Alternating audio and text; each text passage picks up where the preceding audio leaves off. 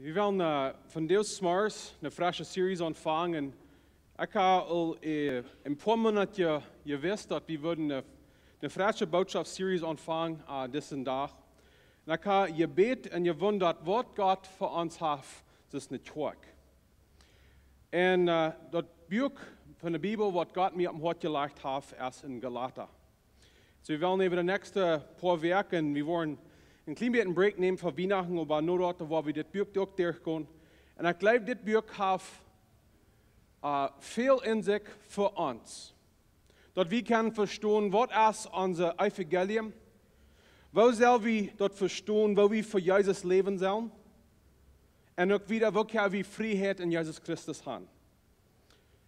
So, ik wil van deze morgens, we willen de eerste 5 versen doorgaan. Ik wil een klein beetje een grondlijn van waar we dit boek verstaan zullen. Ik weet, viele van jullie hebben dan gezegd in de Enleidungsbotschaften, die zijn niet te interesseren, die zijn niet interesting. Maar ik glaube, het is wichtig dat we een klein beetje zijn, waar zullen we dit boek verstaan? So, waarom is het wichtig dat we verstaan de context hing aan het boek? Waarom is het wichtig dat we verstaan wanneer het geschreven wordt, wer het geschreven deed en te wem wordt het geschreven? Ik glaube, dat is wichtig, wanneer we verstaan te wat Paulus reden deed, dan kunnen we ons alle aantallen en we würden uns können sagen, wir können uns dann mit alle Dosaten durch in die Stelle, was in Galata wären, dass wir können dort annehmen, was Gott für uns hat. Aber wie man nicht verstehen, was hat Gott gesagt, nur die Galata, dass wir können recht verstehen, was hat er für uns. So, wer schreibt den Brief? Die erste Vers sagt, wie Paulus, was er geschrieben hat. Wenn wir den Neuen Testament lesen, dann wir sein Klimat, wer Paulus ist. Er war nicht ein von den ersten Jüngern, er war nicht ein von den 12, er war nicht mal ein von den 13, aber er war so eine, wir würden können sagen, so eine, was Lothar kommen hat. Jesus offenbart sich nur am, wenn er in Weg nach Damaskus war, und nur dort bekehrte sich, und dann nur dort raubt Jesus an, damit er ein Apostel wird sein, nicht für die Juden, aber für die Griechen. Dort wird das Buch geschrieben. Zu wem wordt het geschreven? Dit wordt nou in de groep geschreven in de provincie Galata. En je weer geïnteresseerd zijn in Mennonite history.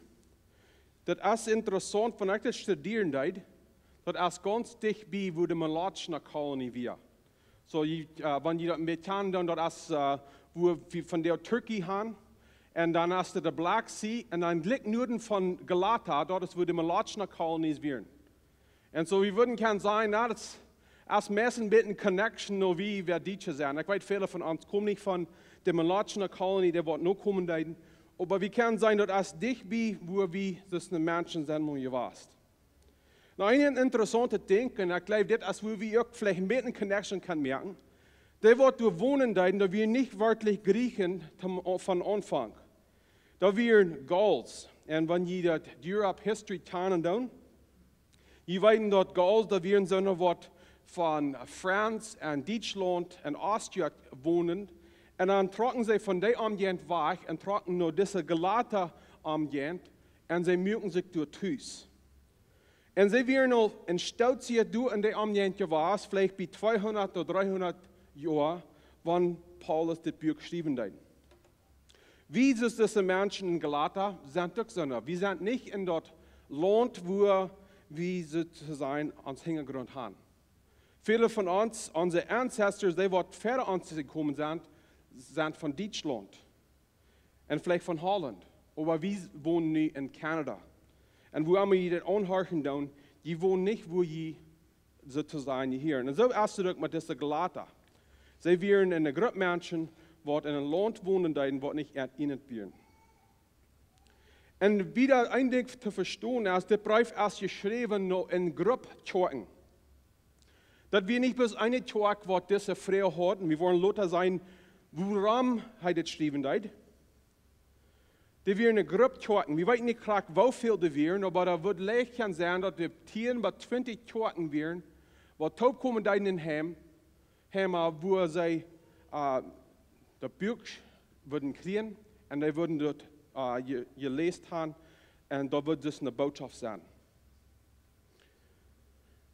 Wir zijn ook in 1. Petrus, der Petrus schrijft ook een brief te de kerken. So dat we een omgehend wat vele kerken had en dit brief wordt naar de kerken geschreven. So wanneer schrijft Paulus dit brief dan? Meestal wordt het studeren dan zijn vielleicht 52 AD. En dan wird 52 jaar nadat dat Jezus geboren werd. En dit weer nadat wat we lezen in Apostelgeschichte kapitel 15. En we zijn dat Paulus redt van het toekomen wat in Jeruzalem weer. En wie meeste mensen blijven, ik blijf het ook, dat hij redt naar deze meeting, deze verzameling wat ze in Jeruzalem hadden. En de vrouw bij deze toekomen weer dit. Mat een Grieker mens en het mat de eerst een Jood worden, hij kan of zij kan een Christ zijn. En de antwoord van Apostelgeschichte kapitel 15, we zijn de antwoord weer nee. We durven niet eerst een Jood worden, ons ten Jood laten merken, wie kan Jezus aannemen. En die boodschap is voor ons van de nog. We durven niet eerst een Jood worden, wie kan Jezus aannemen. Maar ik geloof, hier als een woord hebben, we willen laten zijn dat ook een grote part is van dit boek. Andere brokken ook niet Juden worden. En voor ons dat persoonlijk nemen, andere brokken niet Mennonieten worden, ze kan Jezus aannemen. So waarom wordt dit boek geschreven?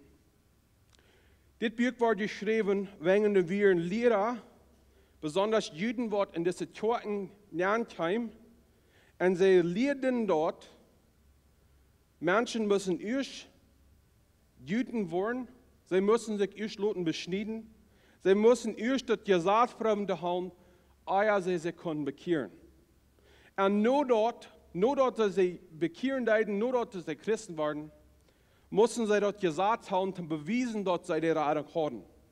Und Paulus schreibt zu diesen Kirchen, dass sie das können verstehen, und wir wollen diesen Thema ewig sein, dass wir sind durchgenug geraten, wir können das nicht verdienen, wir nehmen das an in Glauben, und wir können nicht erden, dort, was Jesus getan hat für uns. Wir können nicht tun, dass wir uns die Rettung verdienen. Und wir können nicht tun, dass wir uns die Rettung verdienen, dass wir die Rettung holen. Wir können uns nicht, dass wir uns mit Gott wirken, für Gott und Gott einen Namen geben. Wir sind durch genug geraten und wir bleiben durch genug geraten. So, das ist ein klein bisschen ein Untergrund von dem Buch. So werden wir dann die ersten 3 Versen durchgehen in Galata. Das sagt es dort. Auch Paulus, ein Apostel, nicht von Menschen durch Tau gewählt, auch durch kein Mensch, aber durch Jesus Christus und Gott, den Vater, der ihn von Tod abgewagt hat. Und alle Brüder, die hier bei mir sind, schrieben das nur der Gemeinden in Galatien. Mocht genau den Frieden von Gott, uns Vater und den Herr Jesus Christus mit ihnen sein. So, wir sind ein klein bisschen, das ist der Anfang von dem Brief. Und so ein Ding, was wir müssen verstehen von dem Buch, ist dort, das ist ein Brief. Das ist ein bisschen ein anderer Brief, als was wir würden vielleicht gewarnt sein. Wenn ihr von einem Brief denkt, dann ihr denken vielleicht an einen Live-Brief. Wenn ihr spazieren down, die würden einen ordnen, besonders wenn die nicht in einer selben Stadt wohnen down, die würden ihn am sich Briefen schicken und der ordne Mensch sein, wo viel die leben down. Das ist, was wir von einem Brief denken down. Aber Paulus schreibt einen Brief, tut es Tag, und das Brief, wie soll geschrieben, dass es so ab Lüdes, wer dort lesen wird, für den ganzen Tag lesen. Und wir würden gern sein, sozusagen, da wird das in der Botschaft sein. So ein Beispiel wird sein, von Kelly Lesser, uns Conference Pastor, uns wird deren Tag, deren Church in Brief schicken. Er wird dort geschickt haben, du so dort, ich würde dort Sonntagsmorgens in dieser Andacht lesen. Und da wird die Botschaft für die Smars sein. Und das ist, was das Brief wird. So in der Brief sei wie dort die Worte geschrieben deit. Paulus fängt an und er nennt sich führt ab, wer er ist. Er ist Paulus, Paulus. Wir sind ook in der tweede Vers dort in alle Brüder, die hier bei mir sind. Wir wissen nicht klar, wer diese Brüder wären, aber wenn wir in Apostelgeschichte Kapitel 15 lesen, dann, wir sehen dort Barnabas wie mit am Mat. Und wir wollen lauter in das Buch sein, wo Barnabas und Timotheus mit Paulus rumreisen deuten, um das Evangelium verspreiten. So, das ist nicht bloß von Paulus, aber auch von Barnabas. Und wir wissen nicht klar, wer dort hat geschrieben, aber kam von Paulus, vielleicht hat Barnabas am geholfen, mit das geschrieben, aber er schickt das von beiden von ihnen, oder mehr als bloß Paulus. Und dann nennt Paulus sich ein Apostel. So, was ist ein Apostel? Ich glaube, ein Apostel ist, wir müssen das recht verstehen, was ein Apostel ist. Ein Apostel in der Bibel, das wir dort verstehen, dann, ist eine Person, die Gott in den ersten 100 Jahren zu sehen hat, für seine Arbeit, dort er kann durch die Person reden, um seine Tag anfangen. Die Apostel, das wir dort in der Bibel sein, dann, so eine Apostel sind nicht von der und da.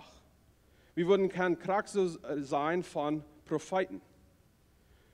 Im Alten Testament steht Gott Propheten nur dem Volk Israel, so dort Gott kann die Bibel schreiben durch die Propheten und Gott kann durch diese Propheten dort, wo am Hort wird, zu den Menschen sein. Da wird durch die Propheten dort Gott sein wird, war geschrieben.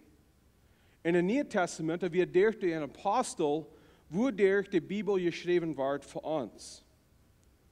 Aber die Bibel redet von, in Epheser Kapitel 4, und wir sehen auch in 1. Korinther, dort Gott hat Aposteln gegeben zu der Kirche. Und dort ist auch von der und da auch so. So, wo soll wir dort dann verstehen? Ich glaube, der beste Weg zu verstehen ist das. Dort in Englisch sagen wir, dort ist der Office of the Apostle. Dort meint, dort ist eine Rolle, die Gott die Person gegeben hat. Und die Rolle ist du nicht mehr.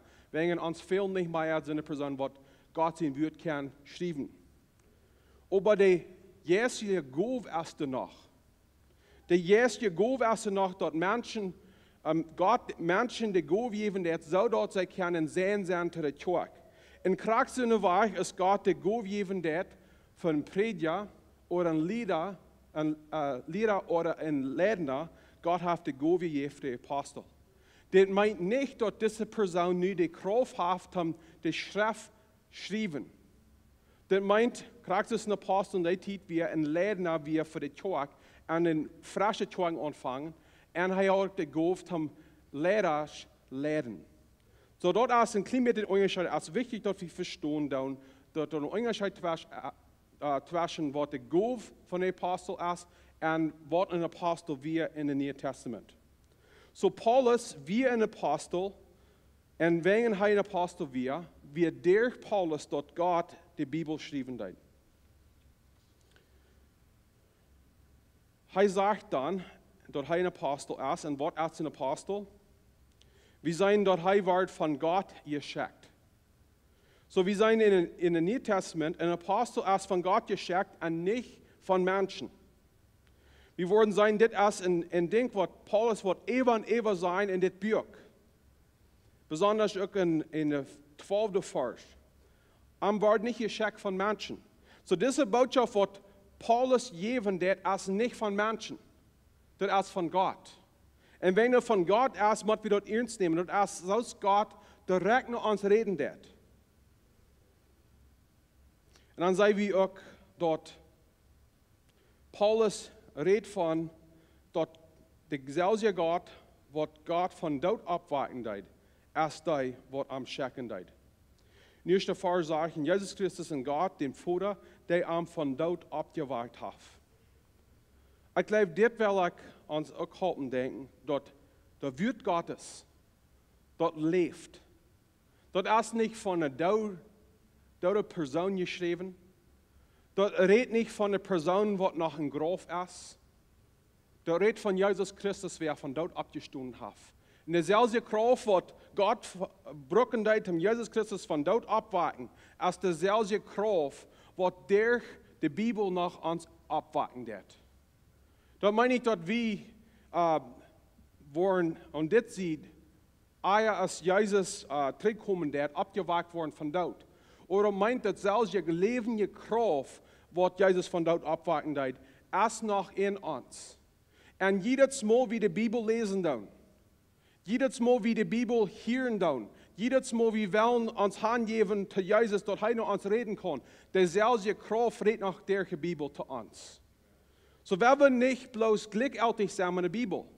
Wenn wir die Bibel annehmen, das Wort für Wort ist, dass Gottes Kraft, was zu uns reden, der Wort geschrieben ist. So dann sind wir wieder in der 4. und 5. Vers. Ein klein bisschen, er fängt hier an, er ein klein bisschen outline, was der Evangelium dann ist. Was ist die Botschaft, was er davon reden? 4. Vers sagt es das.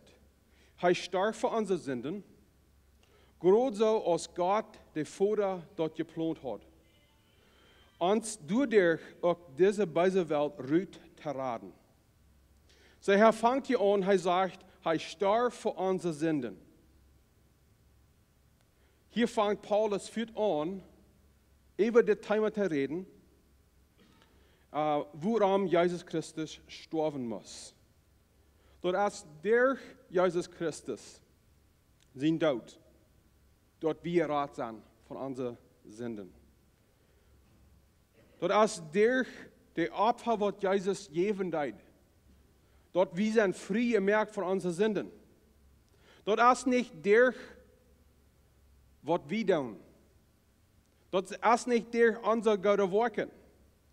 En ik wil zeggen, dat als niet meer der God, or Jezus in de Gott werken, wo der wie vergeeft zijn. Dat als der Jesus Christus zijn dood. Jesus Christus starf voor onze Sünden. En later wordt Paulus in 2. Korinther Kapitel 5, de 21. Vers, wordt Paulus dit zijn.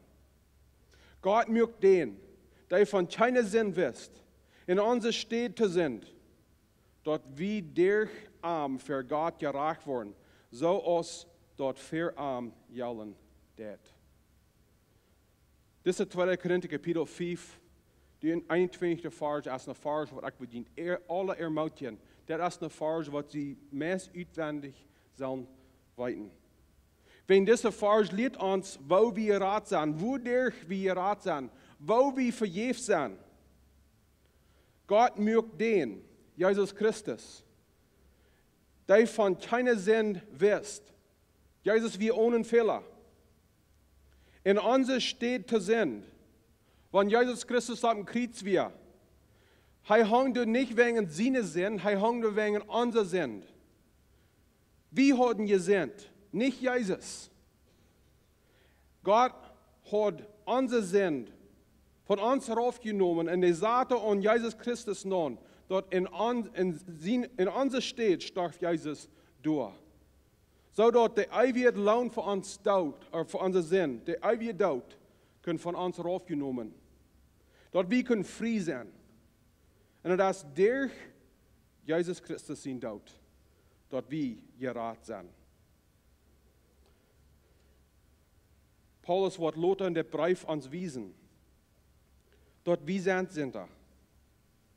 Aber durch das Leib, was Gott für uns hofft und hat, schickt er Jesus Christus.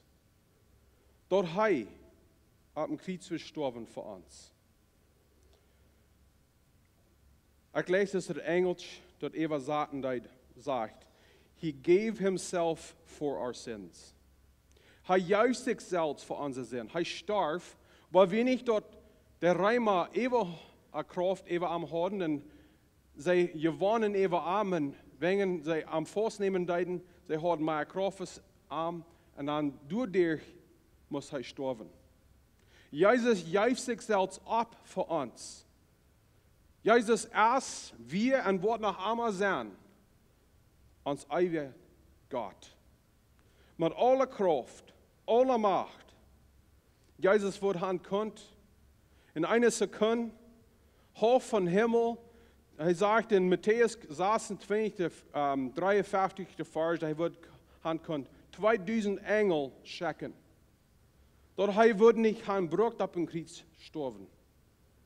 Aber doch, Jesus deed niet. Engel schicken. Hij juist zichzelf aan. Der zijn lijf voor ons. Starf Jesus op een kruis. Dat jeder een van ons kan vrije zijn van onze zin en we kunnen dat eeuwig leven hebben door Jesus Christus. En dat is niet bloos dat Jezus ons raden deed van onze zin, dat hij ons van onze zin kan vergeven.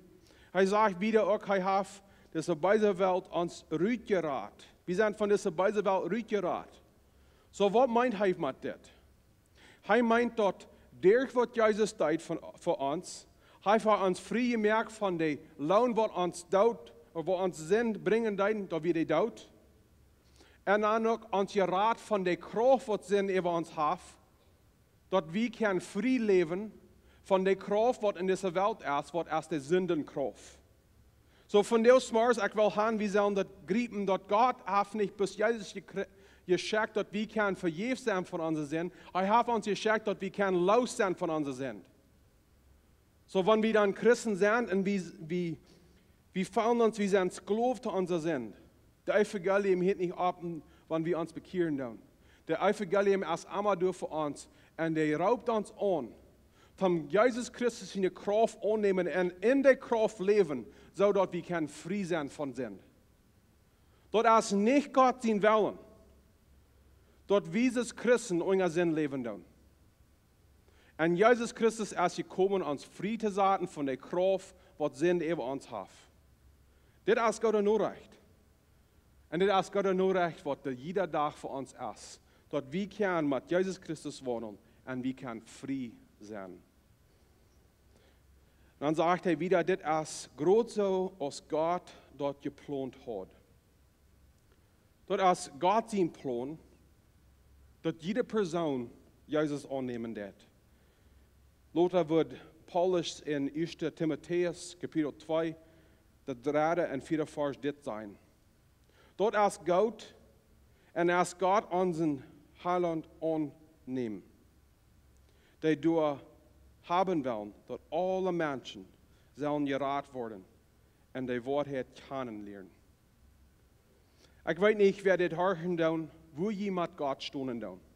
Aber ich glaube noch mal, kämpfen wir mit das.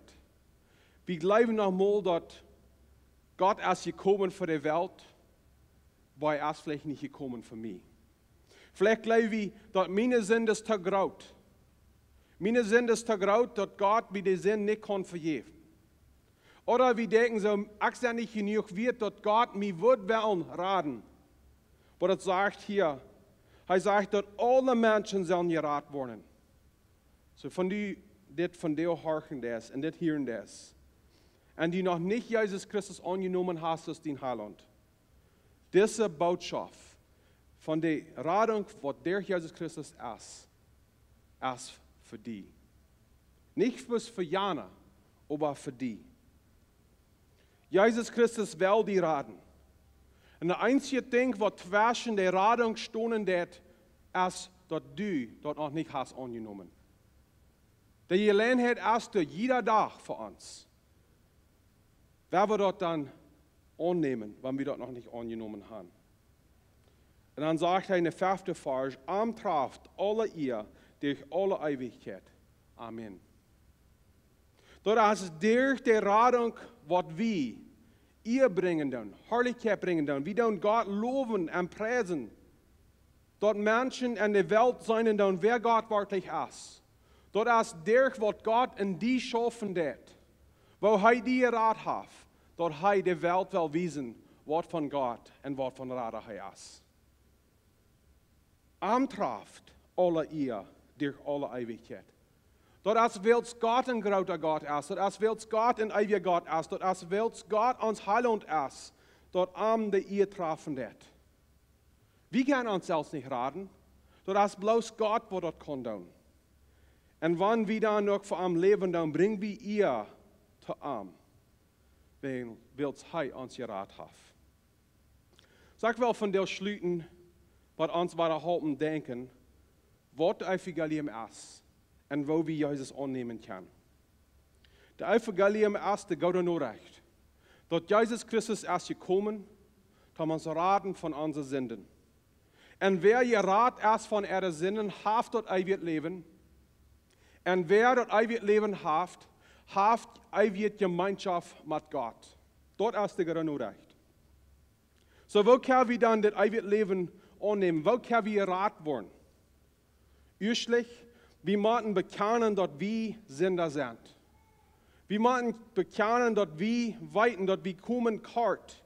We kunnen nicht dat ewig Gemeinschaft haben mit Gott. Wir können nicht dat ewig Leben haben, wenn wir Sünder sind. Dat Sinn, dat scheidet uns von Gott. Wir können nicht zu Gott kommen, wenn Gott ist heilig. Er kann keine Sinn verdrehen. Und er kann keine Sinn in seine Jungen wird haben. So, wir müssen das annehmen, dass wir Sünder sind. Und ich glaube, viele, meiste von uns weiten dort, dass wir Sünder sind. Und wenn wir einmal Sünden tun, dann sind wir ein Sünder. Und wenn wir ein Sünder sind, dann können wir nicht das ewige Leben verdienen. Der zweite Part, was wir dann müssen annehmen und tun, ist, dass wir müssen glauben, dass Jesus Christus ist die Antwort für unser Sinn. Er ist der, was Gott schenken wird für uns. Er ist der, was uns raten wird von unser Sinn. 2000 Jahre zurück kam Jesus zur Welt. Er lebt ein vollkommenes Leben. Er war ganz perfekt ohne Sinn. Und dann gab er sich an, dass Paulus hier sein, der mit dem Krieg gestorben. Und wenn er am Krieg gestorben ist, er hat keine Sinn. Und wenn er keine Sinn hat, kann Gott unser Sinn auf Jesus Christus leihen. Und dann, wenn Jesus du am Kreuz hängen ist, alle anderen Sünden hängen an Jesus Christus. Und dann, wenn Jesus gestorben ist, starb er. Und er bezahlt den Preis, was der Sinn verlangen ist. Dort wir können frei gemerkt von den Preis machen tun. Wir müssen das dann annehmen. Wir können das nicht bloß glauben, wir sollen das glauben, aber wir müssen das vertrauen. Wir müssen das persönlich annehmen.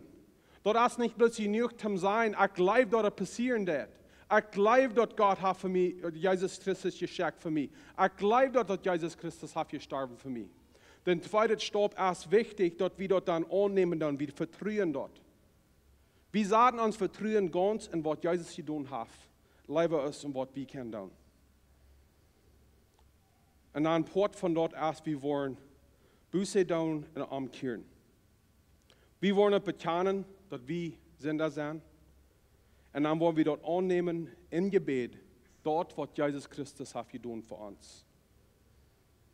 So, wenn wir zu Gott beten, dann, das braucht nicht mit besonderen Wert sein. Das braucht nicht mit einer Formel sein, was kraftperfekt ist. Das muss bloß ein Gebet sein von Gott. Dass wir vor Gott kommen und wir sagen, something ist das. Jesus Christus, ich sei ein Sünder. Jesus, ich weiß und ich glaube dort, dass du hast gekommen, um mich von meinen Sünden raten. Jesus, ich nehme dort an, ich vertraue dort, dass dein Opfer ab den Kreuz, als genug, um mich vergeben von meinen Sünden. Die Bibel lehrt uns, wenn wir dort tun, wenn wir uns hingeben zu Jesus Christus, wo wir wahre geboren. Durch was Jesus am Kreuz tat, sind wir vergeben von unseren Sünden. Und durch Jesus Christus von dort abstunden, haben wir nu ein neues Leben, was Gott in uns erschaffen hat, durch die wahre Geburt, sodass wir eine neue Person sind, dass wir nu die Kraft haben, zum Arm nur folgen. So, ich weiß nicht, wo die von dir stunden, der ist mit Gott. Hast du Jesus Christus angenommen? Oder brauchst du noch deine Radung zu verdienen durch Gottes Werken? Andere Gottes Werken sind angenommen bei Gott. Aber bloß, wenn unsere Sinn abgeriemt sind und vergeben durch Jesus Christus. Wir können nicht durch was wir tun, uns die Radung verdienen. Wir können bloß durch Glauben dort annehmen, was Jesus all getan hat für uns. So, wir schließen mit einem Gebet von dir, Mars. Jesus Christus, wir kommen für dich von dir. Und wir sind dankbar für das Galata-Brief. Wir sind dankbar, weil Paulus den Brief geschrieben hat, so dass die Kirche in Galata können dort weiten, dass du entgaut wirst. Dass sie können nicht tun, sie brücken nicht tun, dat zij die Rettung te verdienen müssen. Und Gott, die Botschaft erst von dir vandaag für uns auch. Wir können diese Rettung nicht verdienen. Wir können nicht dir unser Gott wirken. Gott du nicht sein, dass du wirst uns das schenken, dass bloß dir Jesus Christus, dass wir Rat können sein. Und Gott, wie wir all Jesus angenommen haben, wie wir all Jesus Christus nur vor ihr sind. Ich bete, dass wir wollen das ernst nehmen, dass wir wollen das viel wertvollen, dort, was du für uns getan hast. Wir beten das alle in Jesus Christus Namen. Amen.